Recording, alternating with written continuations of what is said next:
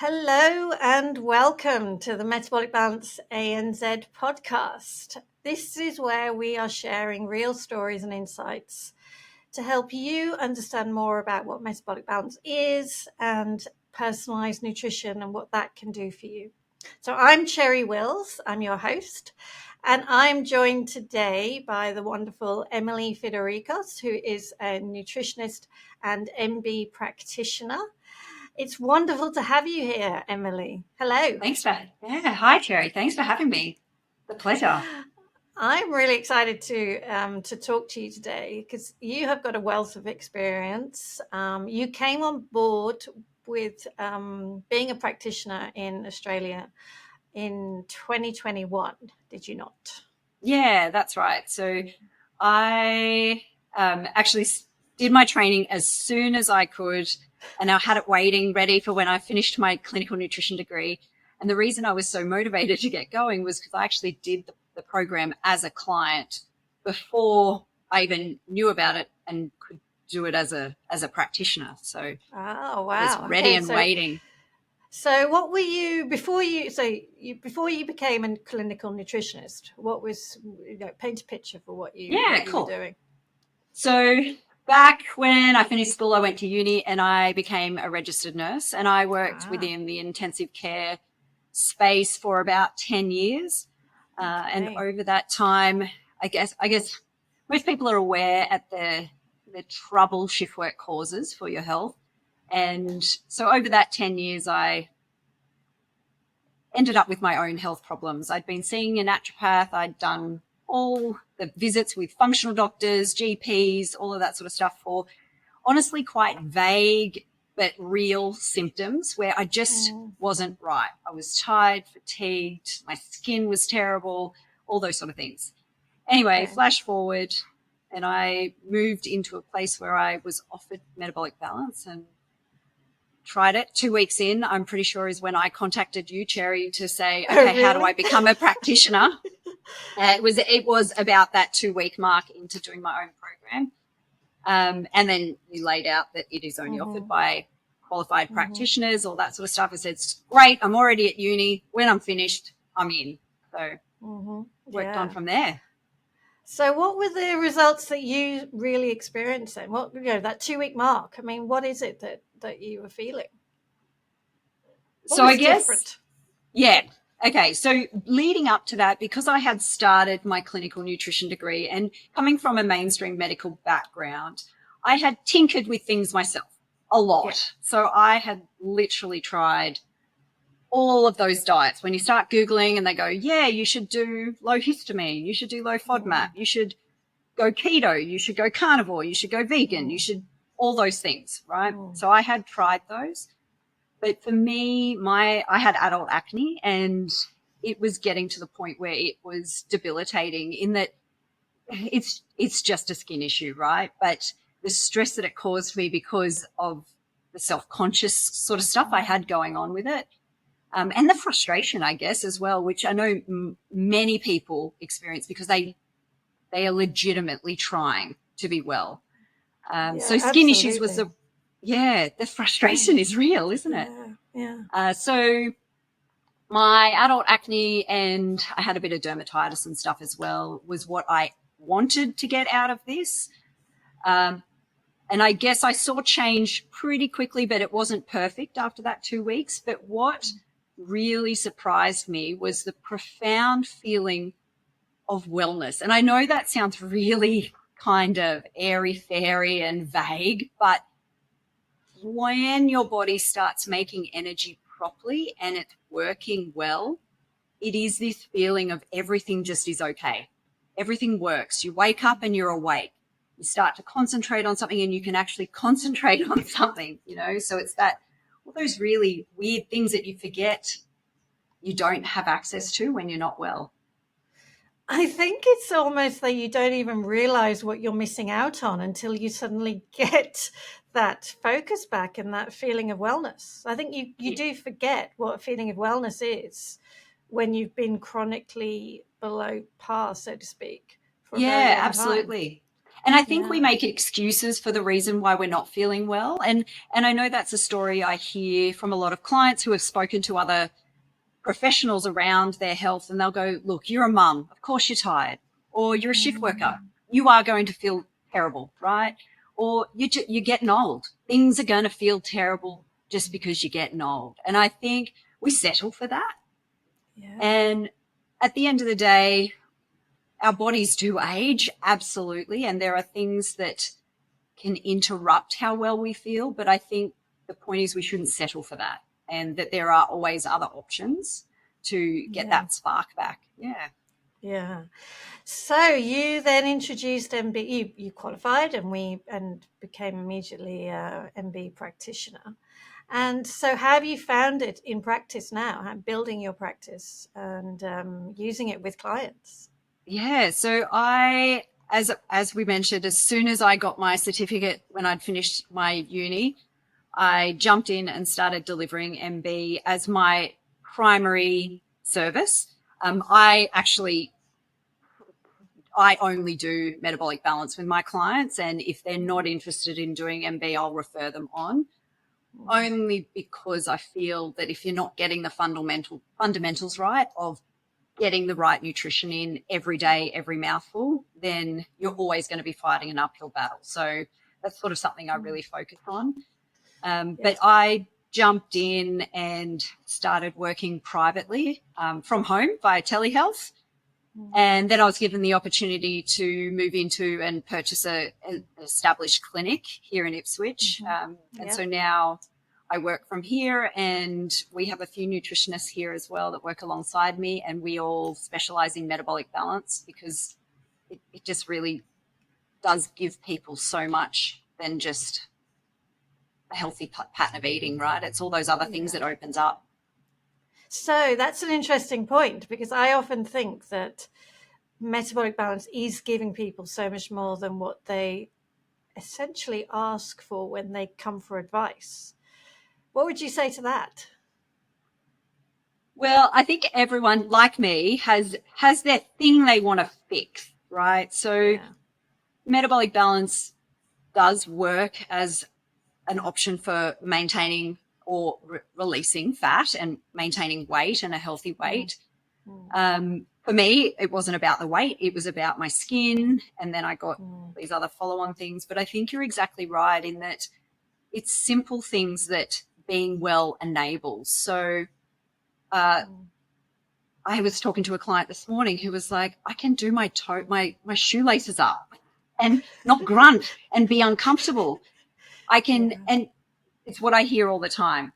When I dragged my husband along, finally, it took him 2 years to sort of appreciate that this wasn't just another fad that I was doing. But what he continually tells the people around us when we talk about what I do and how I help people, he's like, you know what, it's just nice to get out of bed and not hurt every day. So as a tradie, as a concreter and a brickie for the last 20 years, he just believed that being sore and achy was part of the job and part of the fact of life, that, he is moving on in age and he's flogged his body. But it made a substantial difference to his pain in his joints, which I don't think he appreciated until it happened either. Yeah, you reminded me, I remember a client of mine saying that she also was no longer having any aches and pains when she was getting up in the morning. And she'd actually thought that it was a problem with her bed, that the bed was giving her a really bad backache. And well, she did MB, and then she realized there was actually nothing wrong with the bed. The bed, which really was relatively new, was fine. And she was like realizing, I was so close to spending thousands on a new bed when, which actually wasn't that old. It was only something like 2 or 3 years old, but she thought she had to buy a new bed. So she'd saved herself thousands of dollars by doing MB, actually. And gained a body that worked. So all the things she could have spent that money on, going on a holiday. Exactly. Yeah. And what else do you see as what people gain from doing metabolic balance? I think it's all about that confidence and the security of having a tool that helps them feel well. And I think that is something that many of the clients that come to me have that problem where they're like, you know what, I've tried everything. This is my last resort. If this doesn't work, then I don't know what I'll do. And built into that is so much guilt and regret, because often they're in a position that their biochemistry is so thrown out from lots of things, from stress, from not eating well, from nutrient deficiencies and all those sort of things, that unfortunately their biochemistry pushes them into places where they do crave sugar and they do crave caffeine and they do use alcohol to settle their nerves, you know, those sort of things. And so there is an immense amount of guilt and stress associated with it. And once they're a couple of weeks into their program and their body starts feeling well and they don't find themselves raiding the cookie jar at 9 o'clock at night and they don't get home from work going, okay, it's 1 o'clock. I need that glass of wine. And they can legitimately sit there and go, you know what, a glass of wine would be nice, but I'm okay today. Like, that's fine. Yeah. And so that real sense of contentment in how they're existing, I think, is probably one of the biggest things that I see, because I work with a lot of mums, really, a lot of middle-aged women, and it's just something else they've got to juggle, right? Yes. In amongst everything. Yeah, absolutely. Yeah. And once their bodies are feeling good and working well, they can let go of that and go, I follow my plan, makes my body feel good, my brain's switched on, I can concentrate on other things. Bring it on.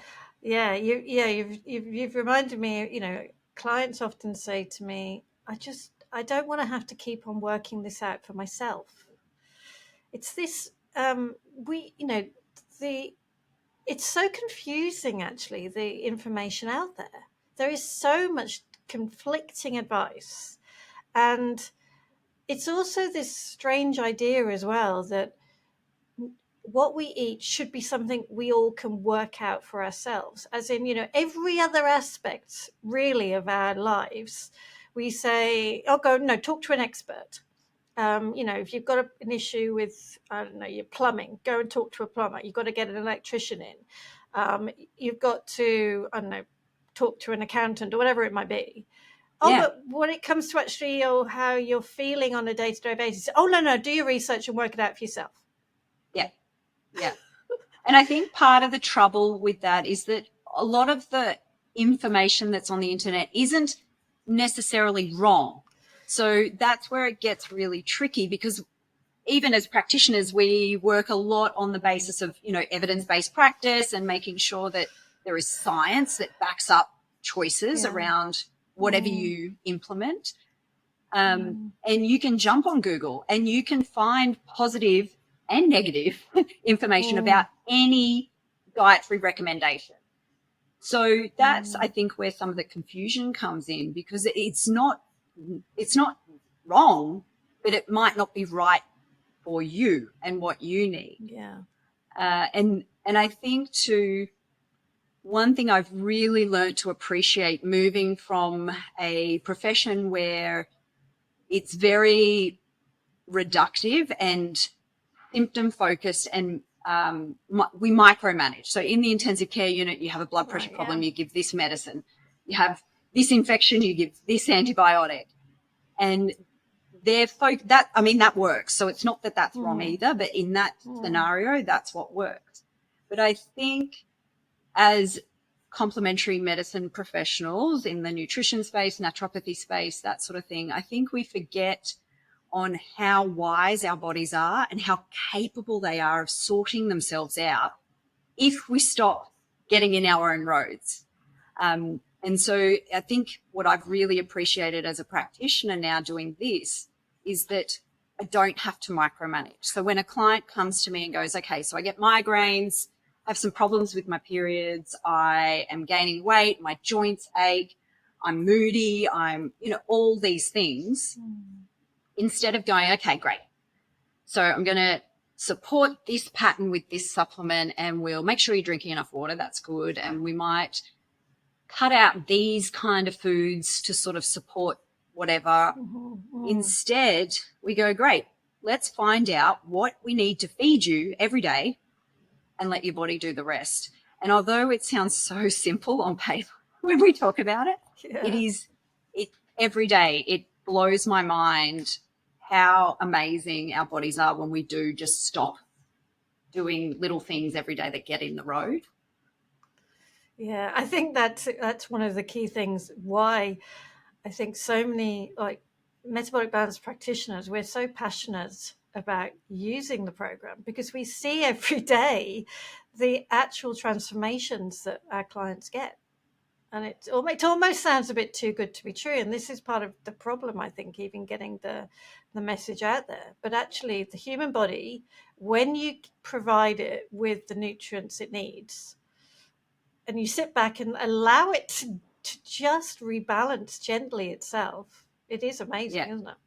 Yeah. And I think too, what's really important to appreciate is that although Metabolic Balance is a food-based program and there is a very big emphasis on food types, ratios, matching patterns and that sort of thing, because of the way that we deliver it with all the coaching and the lifestyle advice on the outside of it, it really becomes a holistic support pattern as opposed to here's a food plan, good luck, see you later, you'll be fine, just eat it, and so I think that's something else that where it stands out to just doing a food plan off the internet is that there is that direct support with practitioners around, okay, so you've had a really crazy week, how can we approach this so that we're doing what you need to do with those priorities, but making sure we don't drop the ball on the nutrition side of things, which is often the default in a lot of situations where you run off your feet, didn't have time to prepare,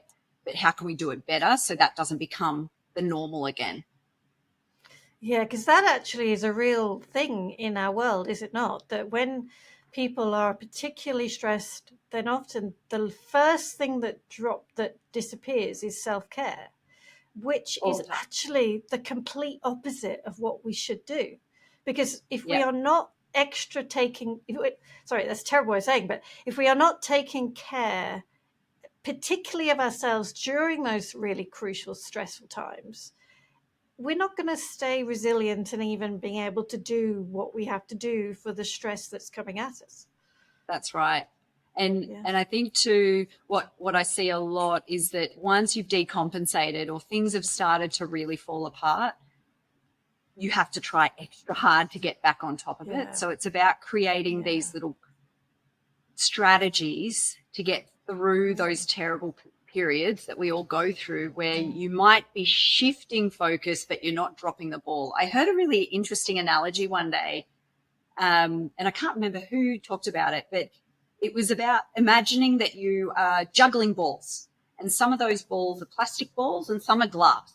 The glass balls you cannot drop. You break them, you're done.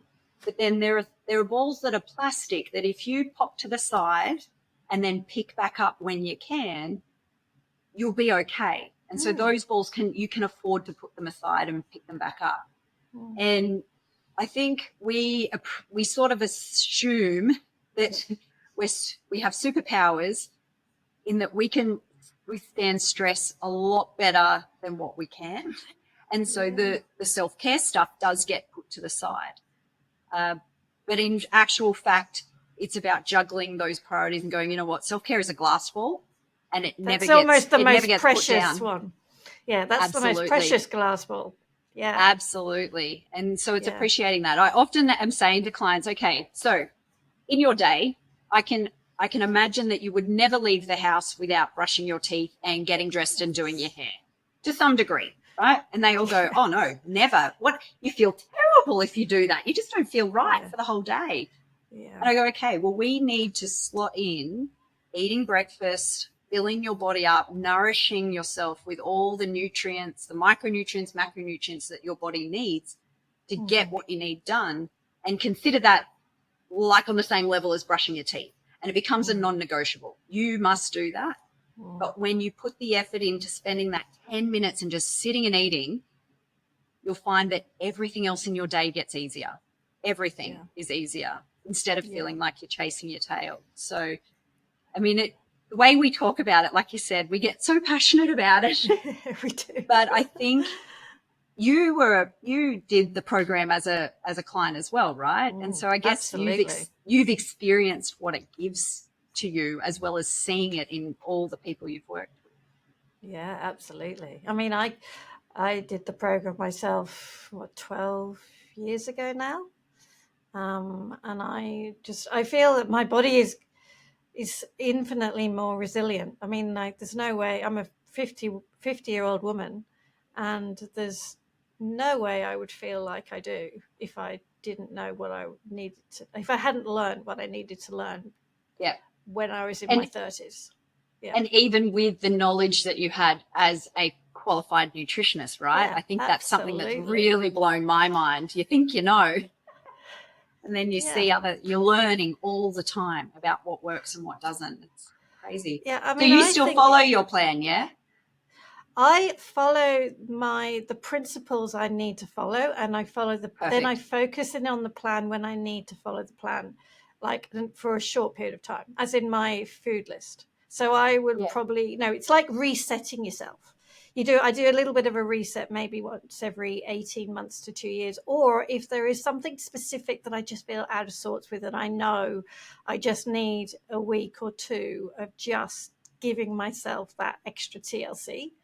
But then the majority of the time, I'm just like living the metabolic balance kind of guidelines, which we know of, that then just keeps me balanced, because I have a pretty stressful work life, to be honest. But I know if I didn't know what I know, I would be in a completely different place with my health. I really absolutely would. I have an absolute. I just know I would have real autoimmune issues. That's from my health history. I definitely feel I've got that is susceptibility. But the fact is, I don't have autoimmune issues because I know how to manage it. That's the difference. Yeah, and I think that's a good point too that you bring up, is a lot of the illness we see in people is consequential. So it isn't that you are doomed because of your genetics to develop these patterns. They happen. It's a cause and effect. There are some genetic issues, absolutely, that it is set in stone the day that egg is fertilized and you are created. But the majority of these health issues that we see in people day to day is consequence. And so when we start undoing, I often explain it like death by paper cuts, and we sort of know that sort of analogy where it's not the one paper cut that's gonna knock you off. It is that day in, day out, that day I've got 20 here, 20 here, 20 here. And then by the end of the week, you are red raw and you are hemorrhaging out. And so it's about understanding there are some paper cuts we can stop, and there are some paper cuts we can control and manipulate, but then there are others that we just can't, The world's a bit toxic. Life is stressful. So if we can control the bits and pieces that we can control, we can still build resilience and that vitality back for recovery and reversing some patterns of disease that have appeared. Yeah, and it's like really giving that power back to people to say, I can actually look after myself. I know what I need to do. I can, I've learned it. That's actually one of the things that that MB gives to people, isn't it? You work with an MB practitioner for, a period of time, 3 months often is a classic time, but then you've got the knowledge, you know what to eat, you know how to navigate when you need to, and when to lean in, and when you can relax, and when you go on holiday, and what to do. And you've got the knowledge. Yeah, absolutely. And you can always come back to it, because I think we have periods in our life, like we talked about, where things go up and down and things get stressful. But you've always got that practitioner too to come back to and go, hey, I didn't know what to do. I'm in a bit of a hole. What do I do? And the answer is always move back into your plan.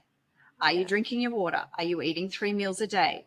Are you focusing on foods support your health and that optimize your health, or are you focusing on foods that are quick and easy, that sort of juggle around. And so it is just such a handy thing to depend on always. And how often do we hear, I was going to say, how often do we hear about people saying, oh, well, I've fallen off the wagon, the diet wagon, I'm done. And my comeback to that is always, I don't know what wagon you're talking about. I don't see a wagon. There's no wagon. Why do you feel you fell off the wagon? And what I found really interesting was the way you described it in one of our chats we did, the practitioner catch-up, where you were saying, reminding people that when was the first and last time that they did something for the first time and excelled immediately. And so I bring that up with my clients a lot, and also with myself, and go, you know what? Okay, I can practice and do it again. And next time I'm in this same situation, I'll know what didn't work and I'll try something different. And you know what? It might not work again, but that's okay. Now I have two options that I know don't work. And I'll try again. Absolutely. And I'll try again, Yeah, absolutely. And it's always just a gentle work in progress is how I like to see it. Nobody's perfect. Oh my God, I'm totally not perfect. Sometimes it takes me ages to get to grips with some new habit or something. But then when it becomes part of your normal day and then you are just feeling so much better, it's so easy to continue. It's so easy to say, yeah, this makes sense. Having a nice glass of water first thing. Oh, yeah, this makes sense. Having breakfast without any kind of, any kind of argument or quibble or no, it makes sense. I need breakfast in the morning. That's my non-negotiable. Yeah, I really absolutely. do. Yeah. Yeah. So just putting you on the spot here, but is there a client that you always that sticks out in your head that you just think, I so loved helping them and seeing how they blossomed? I would say it was probably the first ever people that trusted me to help them with metabolic balance. So it was my husband's best mate, and his wife came along for the ride just because. So I think they stand out because I was profoundly grateful that they trusted in me and what I could do to help them. But the pair of, they have let me use their before and after photos everywhere because they are so grateful of and proud of what they've achieved. But this is the situation where Alfie was struggling with his weight, diagnosed type 2 diabetes, medicated for his diabetes and for his blood pressure, tired, lethargic, just struggling with pain and joint pain, just feeling quite horrible. How old was he? He would have been 46 at the time. Yeah. Ish, okay. Around that. And knowing these guys for years, I knew they weren't in this position because they were deliberately flogging themselves. They ate home-cooked meals because they live out in a rural sort of town.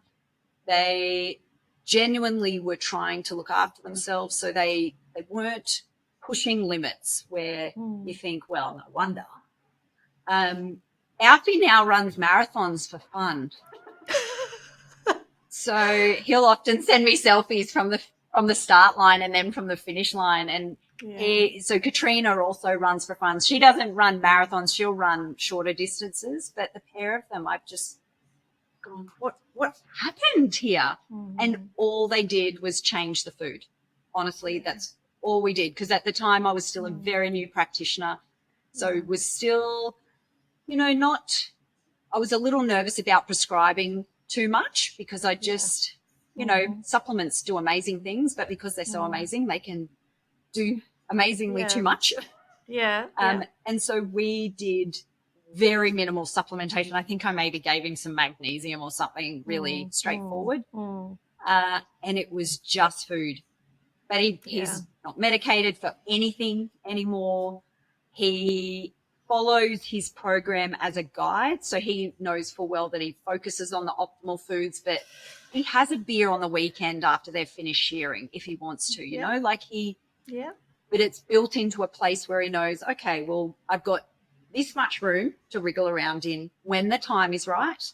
But most of the time I follow my plan, and that's where my body loves me to be. So it feels good. Yeah, they're probably the ones that stand out. And it took Alfie doing it, because that's my husband's best mate, and to say to my husband on the phone going, you know what, I don't care that I've lost weight. It's the fact I can get out of bed in the afternoon or in the morning and not feel like I'm nearly 50, right? And Dan was like, what are you talking about?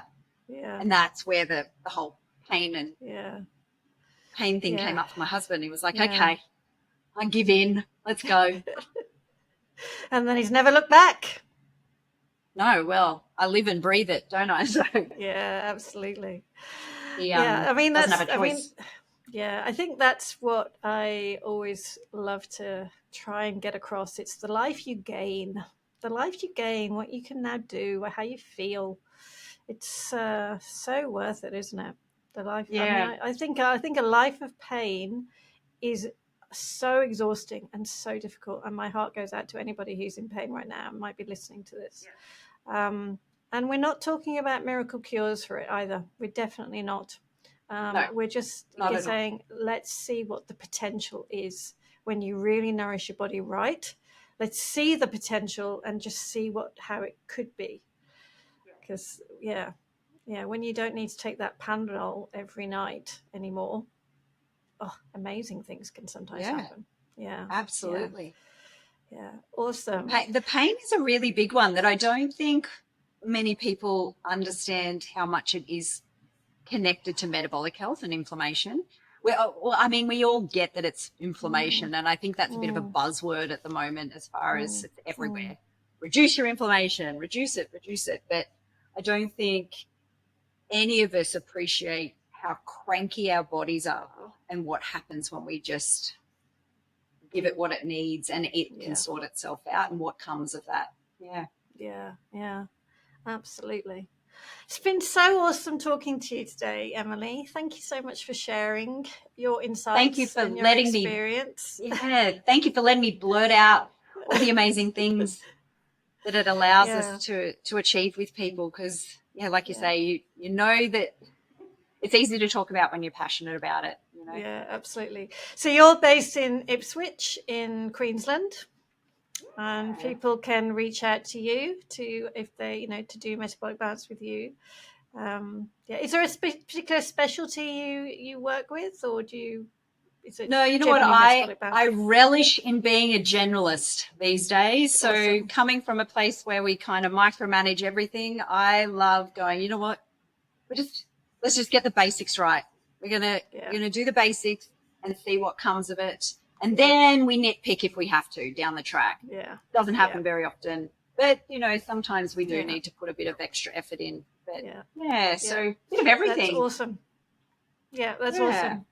Wonderful. Well, I really would, would love to invite you back as well. I always love saying that, because I just love talking to you, and we can potentially unpick other aspects of metabolic balance at a later date. But in the meantime, just a big thank you. And if you would like to reach out to Emily, you can check her out on the main Metabolic Balance website under Find Your Practitioner. And in the meantime, thank you. That's a wrap for today. Thanks, Cherry. Bye now.